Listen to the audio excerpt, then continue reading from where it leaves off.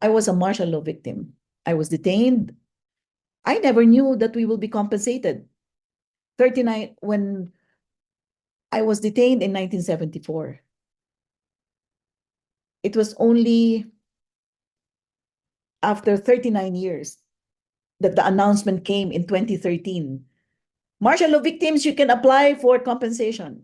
You can apply for reparation. There is a certain amount of money from the wealth of the Marcoses that can be spared for your compensation.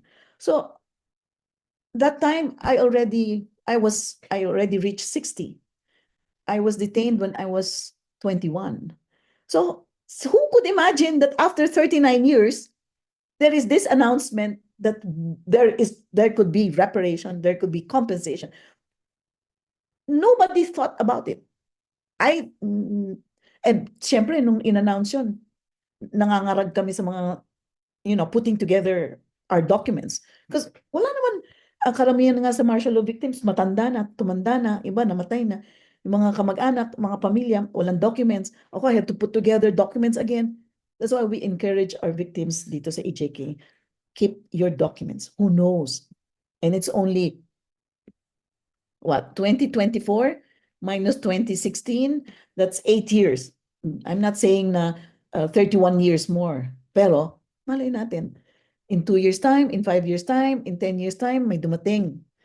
May dumating na miracle that then there's this announcement that justice can be achieved. There's reparation, there's compensation.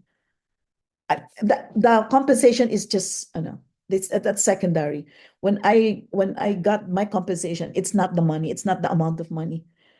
I felt vindicated. I felt that I told myself, tama pala yung ginagawa namin noon.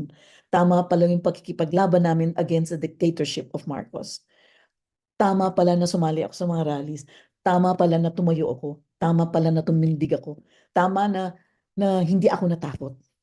So we also try to encourage our families to stand up, not to be afraid, and just continue.